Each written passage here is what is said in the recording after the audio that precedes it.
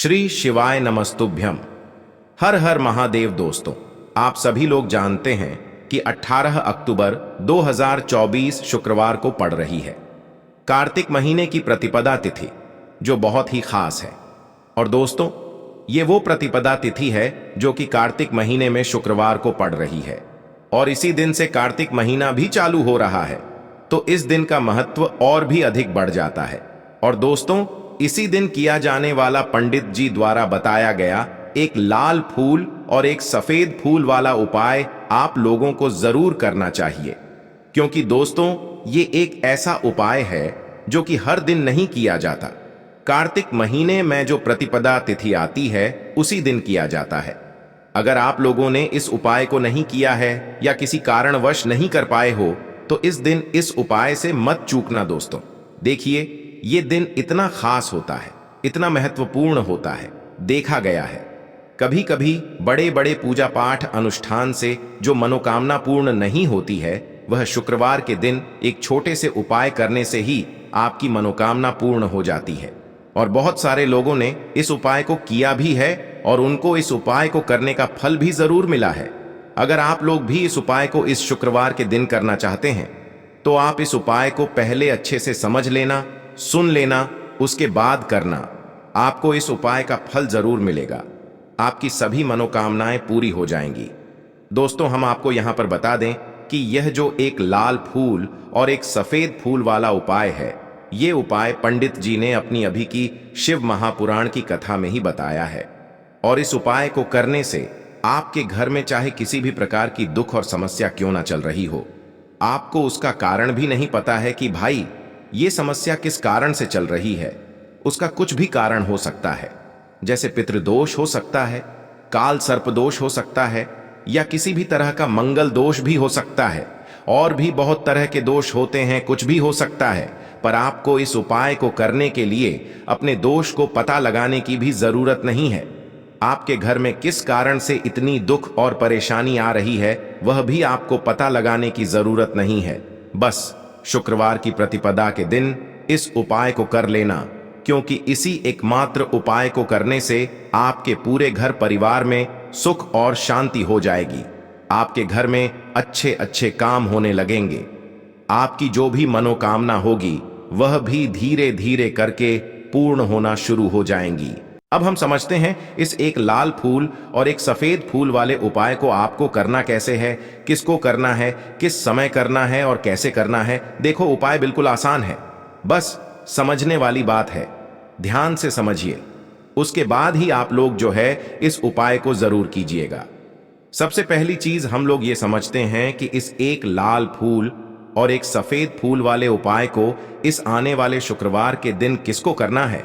तो देखिए, इस उपाय को घर के सभी सदस्यों को करने की बिल्कुल भी जरूरत नहीं है। घर में से कोई एक मुख्य बड़ा सदस्य ही इस उपाय को करेगा तो उस घर परिवार के सभी सदस्यों को इस उपाय को करने का फल मिल जाएगा। पर वो बड़ा सदस्य कौन होगा, कौन व्यक्ति इस उपाय को करेगा, तो यहां पर देखिए, हम आपको बता दें, घर की जो बड़ी माताएं बहनें होंगी, घर की बड़ी माताओं बहनों में से कोई भी एक माता बहन इस वाले उपाय को कर सकती है। अपने पूरे घर परिवार के लिए घर में सभी सदस्यों को इस उपाय को करने की जरूरत नहीं है। मात्र घर की जो बड़ी माताएं बहनें हैं, उनमें से कोई भी एक माता बहन इस वाले उपाय को करेगी तो उसके घर परिवार के पूरे सदस्यों को इस उपाय का फल मिलेगा। अगर किसी कारणवश माताएं बहनें घर में उपस्थित ना हो या वो इस उपाय को ना कर रही हो, कुछ दिक्कत हो, तो भाई उस जगह पर फिर घर का कोई बड़ा व्यक्ति भी इस उपाय को कर सकता है। माताओं बहनों के कहने का मतलब यह था कि माताएं बहनें घर की लक्ष्मी होती है। जब घर की लक्ष्मी कोई उपाय करती है तो निश्चित ही भगवान शिव जी बहुत जल्दी प्रसन्न होते हैं और उपाय का फल में बहुत जल्दी और बहुत बड़ा करके भी यहां पर देते हैं। तो आप लोग ये बात समझ गए होंगे। अब हम ये बात समझते हैं इस वाले उपाय को हमें करना किस समय है। एक लाल फूल और एक सफेद फूल वाले उपाय को हमें इस शुक्रवार प्रतिपदा के दिन करना किस समय है। तो देखिए, इस उपाय को करने का जो समय है, सुबह का समय भी है और शाम का समय भी है। अब देखिए, यहां पर हम मुख्य रूप से सुबह का समय नहीं बोलेंगे, क्योंकि देखिए, ये जो कार्तिक महीने की प्रतिपदा तिथि है, और आप सभी लोग जानते हैं इसका प्रदोष काल का मतलब शाम का जो समय होता है ना, इस दिन भगवान शिव जी का सबसे प्रिय दिन होता है। तो आप लोग इसे एक लाल फूल, एक सफेद फूल वाले उपाय को सुबह के समय भी कर सकते हो और शाम के समय प्रदोष काल में भी कर सकते हो।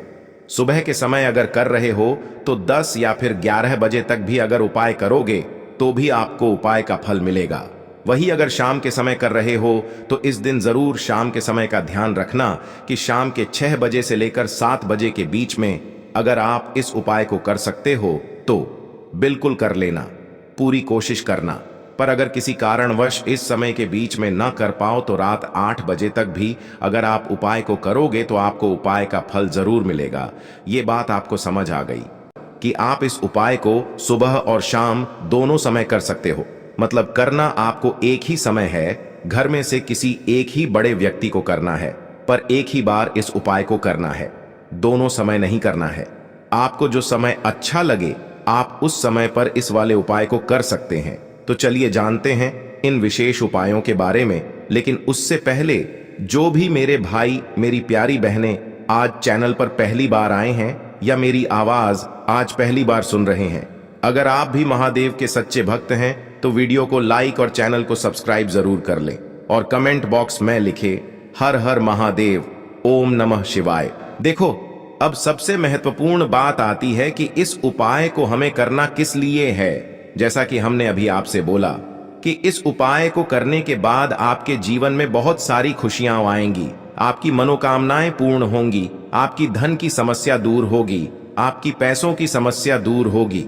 अब देखिए, अगर आप लोग सोच रहे हो कि भाई हमें अपना घर बनाना है पर घर बनाने के लिए पैसा नहीं है, हमें गाड़ी लेना है पर गाड़ी लेने के लिए पैसा नहीं है, हमें जमीन लेना है पर जमीन लेने के लिए पैसों की कमी पड़ी डीडीएच रही है। अगर ऐसी ही दिक्कत, परेशानी या किसी भी तरह की धन से जुड़ी हुई समस्या या पैसों से जुड़ी हुई समस्या अगर आपके जीवन में चल रही है तो यह उपाय निश्चित ही आपके जीवन में बहुत सारे फल लाकर दे सकता है। इसीलिए अगर आपके घर में बहुत ज्यादा दिक्कत, समस्या, परेशानी चल रही है, धन से जुड़ी हुई, पैसों से जुड़ी हुई, धन की बहुत ज्यादा कमी आ रही है, पैसों की बिल्कुल आवक नहीं हो रही है, तो भाई आप लोगों को इस वाले उपाय को जरूर करना चाहिए, घर में से किसी एक भी बड़े व्यक्ति को। अब इस उपाय में करना क्या है, वो सबसे पहले हम लोग जान लेते हैं उपाय की सामग्री। हम लोग सबसे पहले जानते हैं कि इस उपाय में किस किस चीज की आवश्यकता पड़ेगी। तो देखिए, उपाय का नाम तो एक लाल फूल और एक सफेद फूल वाला उपाय है, पर इस उपाय में कुल मिलाकर 4 सामग्री हमें लगने वाली है, जो कि पंडित जी ने खुद सीहोर वाली कथा में बताया है। और जो हम आपको उपाय बताते हैं वो पंडित जी द्वारा बताए गए होते हैं, अलग से हम कुछ भी नहीं बताते हैं। तो यहां पर हम लोग समझते हैं कि इस उपाय की सामग्री क्या है। तो देखो, उपाय की जो सामग्री है वो 4 सामग्री है, जिसमें से सबसे पहली सामग्री है एक बेलपत्र। देखो, बेलपत्र क्या होती है? बेलपत्र जो शिव की शिवलिंग पर चढ़ती है। दूसरी चीज है एक शमी पत्र, शमी पत्र वो जो शिवलिंग पर ही चढ़ता है। तीसरी चीज है दोस्तों एक लाल फूल, जो उपाय का नाम है। तो एक यहां पर आपको लाल फूल लेना है। अब ये लाल फूल कौन सा लेना है? देखो, शिवलिंग के ऊपर जो लाल फूल चढ़ता हो उनमें से कोई भी एक लाल फूल पसंद कर लेना और वो कहीं से तोड़कर या कहीं से खरीद कर लेकर आना और उस लाल फूल को उपाय में प्रयोग कर लेना। उसके बाद में एक सफेद फूल का विशेष रूप से ध्यान रखना। जो सफेद फूल शिवलिंग पर चढ़ता हो सिर्फ वही सफेद फूल लेकर आना, इसके अलावा कुछ मत लेकर आना, लेकिन केतकी का मत लेना। तो एक एक मात्रा में ही आपको ये चारों सामग्री चाहिए, एक बेलपत्र, एक शमी पत्र, एक लाल फूल और एक सफेद फूल। ये चारों सामग्री आप लोग तैयार करके रख ले। प्रदोष काल में या सुबह के समय जब भी आप इस उपाय को कर रहे हैं, जैसे ही आपके उपाय की सामग्री तैयार हो जाती है तो क्या हम सीधा उपाय को करने के लिए इन चारों सामग्री को लेकर उपाय करने के लिए जा सकते हैं? नहीं तो यहां पर आपको इस बात का ध्यान रखना है कि हम भगवान शिव जी को प्रसन्न करने के लिए तो जा रहे हैं, हम अपनी मनोकामना को पूर्ण करवाने के लिए तो जा रहे हैं, पर हमें यह दर्शाना बिल्कुल भी नहीं है कि हम सिर्फ अपने फायदे के लिए भगवान शिव जी के मंदिर में आए हैं। इसलिए हम इस उपाय को करने के साथ साथ में भगवान शिव जी की पूजन अर्चना के लिए कुछ सामग्री भी जरूर लेकर जाएंगे। जैसे कि सुबह के समय अगर आप उपाय को कर रहे हो, इस एक लाल फूल और एक सफेद फूल वाले उपाय को, तो भाई सुबह के समय आपको एक लोटा जल लेकर जाना है। जो लोग प्रतिदिन शिव जी के मंदिर जाते हैं, पूजन अर्चना करते हैं, जल चढ़ाते हैं, फूल बेलपत्र सब कुछ चढ़ाते हैं, भाई वो अपनी पूजन अर्चना वैसी की वैसी ही करना। बाकी जो सिर्फ उपाय को करने के लिए जा रहा है, जो कुछ भी लेकर नहीं जा रहा है, उसे कम से कम एक लोटा जल अपने घर से जरूर भर कर लेकर जाना। अगर आप उपाय को कर रहे हो, है ना, क्योंकि इस वाले उपाय को आप भगवान शिव जी की पूजन अर्चना करने के बाद ही करना।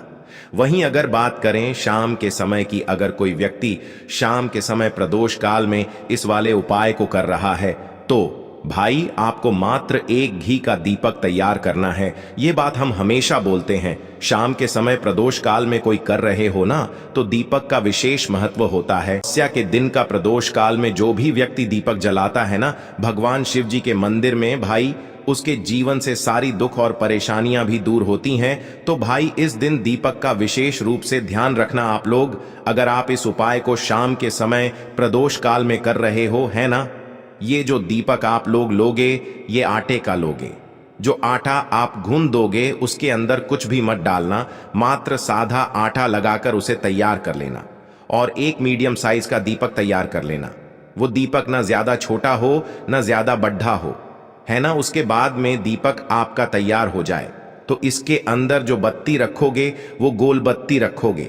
देखो गोल बत्ती भी दो तरह की होगी, एक बाजार की और एक घर वाली। तो कोशिश करना अपने घर में जो रुई रखी हुई है, उस रुई से आप लोग एक गोल बत्ती अपने ही हाथों से बनाओ। उपाय का फल अच्छा मिलता है, भगवान शिव जी जल्दी प्रसन्न होते हैं। जब हम किसी भी उपाय को अपने हाथों से परिश्रम करके तैयार करते हैं, तो आपको उस दीपक के अंदर एक गोल बत्ती रख देनी है। इसके अंदर जो चीज आप लोग डालोगे वो डालोगे। शुद्ध देसी गाय का घी। इस बात का विशेष रूप से ध्यान रखना, क्योंकि भगवान शिव जी का सबसे प्रिय दिन और प्रिय समय पर हम लोग इस वाले उपाय को कर रहे हैं। तो थोड़ा सा शुद्ध देसी गाय का घी इतना डालना कि वो दीपक कुछ समय तक चल सके ना। बाजार वाला मिलावटी घी डालना, न भैंस का घी डालना। शुद्ध देसी गाय का घी आपको ढूंढने में थोड़ी मतलब मेहनत लगेगी और महंगा भी मिलेगा, पर गाय के घी से भगवान शिव जी प्रसन्न होते हैं और उसी शुद्ध देशी गाय की घी से घर में बरकत भी बनी रहती है और हमारे घर में सुख शांति भी बनी रहती है। इसलिए इस शुद्ध देशी गाय का घी को अपने घर में हमेशा रखा करो। वो भगवान शिव जी के कार्यों में भी उपयोग में आता है और उपायों में भी हम लोग प्रयोग कर सकते हैं। तो यहां पर आपकी सारी तैयारियां हो चुकी हैं। उपाय को करते समय शुद्धता का विशेष रूप से ध्यान रखिएगा। सुबह कर रहे हो तो भाई सुबह तो आपको स्नान करना ही करना है। बाकी शाम को कर रहे हो तो शाम को मात्र हाथ मुंह धोकर भी आप लोग इस वाले उपाय को कर सकते हो। कोई दिक्कत वाली बात नहीं है भाई। उपाय की पूरी सामग्री तैयार करके और पूजन सामग्री लेकर आपको भगवान शिव जी के मंदिर पहुंचना है, जो आपके घर के पास में हो, जहां पर शिवलिंग विराजित हो, शिवालय हो, वहां पर आप लोगों को पहुंचना है। और जैसे ही आप भगवान शिव जी के मंदिर में पहुंचते हो, वहां जाकर ही उपाय शुरू नहीं करना है। पहले आपको भगवान शिव जी की पूजन अर्चना करना है। पूजन अर्चना कैसे करोगे? सुबह के समय गए हो तो एक लोटा जल वगैरह जो भी पूजन सामग्री लेकर गए हो, उससे पहले पूजन सामग्री आप लोग मतलब पूजन भगवान शिव जी की कर लो। जो व्यक्ति सिर्फ एक लोटा जल लेकर गए हैं, वो शिव जी की शिवलिंग पर मात्र एक लोटा जल एक धारा से धीरे धीरे करके चढ़ा लो, है ना। अपनी पूजन अर्चना आप लोग जो हैं पूरी कर लो पहले। उसी के बाद अगर आप शाम के समय कर रहे हो तो पहले जाकर बैठना है भगवान शिव जी के शिवलिंग के पास में। आप जो दीपक तैयार करके लेकर आए हो, उस दीपक को पहले जलाना है। ये जो दीपक आप लोग जलाओगे ना, ये किसी और की माचिस से मत जलाना, अपनी ही माचिस अपने ही घर से लेकर आना और इस दीपक को अपने ही माचिस से जलाना। अगर आपने मंदिर की माचिस या किसी और की माचिस ले ली इस उपाय को करने में, इस उपाय का फल उस व्यक्ति को भी थोड़ा बहुत मिल जाएगा। इस बात का ध्यान रखना, अपने घर से अपनी ही माचिस लेकर जाना और इस दीपक को जलाना। दीपक को जलाने के बाद भगवान शिव जी की शिवलिंग के पास में रख देना। शिवलिंग के इतना पास में मत रखना कि भगवान शिव जी को आंच लगे, थोड़ी सी दूरी बनाकर ही जो है इस दीपक को शिवलिंग के पास में आप लोग रख दीजिएगा। अब जैसे ही आपकी पूजन अर्चना हो जाती है, भगवान शिव जी के शिवलिंग के सामने या आसपास कहीं पर भी बैठ जाइए उपाय को करने के लिए। और उपाय को करने से पहले आप लोग अपनी वह चारों पूजन सामग्री निकाल लीजिए। उपाय की जो सामग्री है वो निकाल लीजिए और भगवान शिव जी के शिवलिंग के ऊपर एक माता अशोक सुंदरी जी का स्थान देख लीजिए। माता अशोक सुंदर जी का जो स्थान होता है वो जलाधारी के ऊपर होता है, जलाधारी के बिल्कुल बीचों बीच में होता है। आप लोगों ने देखा भी होगा शिवलिंग की जलाधारी होती है, जलाधारी के बिल्कुल बीचों बीच का जो स्थान होगा वो माता अशोक सुंदर जी का स्थान होगा, क्योंकि यहीं पर हमें ये जो है उपाय को करना है। सबसे पहली चीज, अब हम उपाय को करना शुरू करते हैं। आप सबसे पहले अपनी एक बेलपत्र उठा लो। एक बेलपत्र को आपको माता अशोक सुंदरी जी वाले स्थान पर सबसे पहले समर्पित करना है। बेलपत्र की डंडी का मुख होगा जलाधारी की तरफ जहां से जल बहता है और नीचे गिरता है, और बीच वाली बड्डी पत्ती का मुख मतलब शिवलिंग की तरफ होगा। इस तरीके से आपको इस बेलपत्र को माता अशोक सुंदरी जी वाले स्थान पर समर्पित कर देना है। उसके बाद में अपनी एक शमी पत्र उठा लो जो आप उपाय के लिए लेकर आए हुए हो। शमी पत्र को उठाकर शमी पत्र की भी जो डंडी का भाग होगा वो जलाधारी की तरफ करके जहां से जल बहता है नीचे गिरता है उस तरफ करके, और पत्ती वाला भाग शिवलिंग की तरफ करके इस शमी पत्र को भी उस बेल पत्र के ऊपर आपको समर्पित कर देना है। समर्पित करने के बाद अब आप ले लो अपना एक लाल फूल जो आप उपाय को करने के लिए लेकर आए हुए हो। इस लाल फूल का जो खिला हुआ भाग होगा, चाहे वो गुलाब का फूल हो चाहे कोई सा फूल जो शिवलिंग पर चढ़ता हो, भाई उस फूल का जो खिला हुआ भाग होगा वो शिवलिंग की तरफ होगा। बाकी जो पीछे का भाग होगा फूल का वो जलाधारी की तरफ जहां से जल बहता है नीचे गिरता है उस तरफ होगा। और आखिरी में आपका जो एक सफेद फूल बचा हुआ है, इस सफेद फूल को भी आपको लेना है और सफेद फूल का जो खिला हुआ भाग होगा वो शिवलिंग की तरफ होगा, जहां पर शिवलिंग रखा हुआ है उस तरफ होगा, और डंडी का भाग जलाधारी के पीछे की तरफ हो जाएगा। मतलब जो जहां से जल बहता है और नीचे गिरता है। जब आप लोग एक बेलपत्र, एक शमी पत्र और एक लाल फूल, एक सफेद फूल चढ़ा रहे हो तो उस समय आप लोगों को कांता भगवान या कांता चक्र का नाम लेते हुए ही जो है इस उपाय को करना है, और भगवान शिव जी और नारायण जी का स्मरण करते हुए ही इस उपाय को आपको करना है। तो जब भी आप एक बेल पत्र, एक शमी पत्र, एक लाल फूल और एक कमी हो रही है, जो भी दुख और समस्या परेशानी चल रही हो, आपको अपनी वह दुख और परेशानी जो है भगवान शिव जी से उपाय को पूरा करने के बाद वहीं पर पास में बैठकर बोल देना है।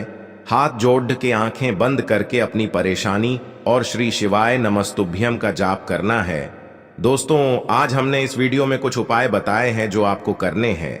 अगर आपको वीडियो अच्छी लगी हो तो वीडियो को 1 लाइक और चैनल को सब्सक्राइब जरूर करें। हर हर महादेव।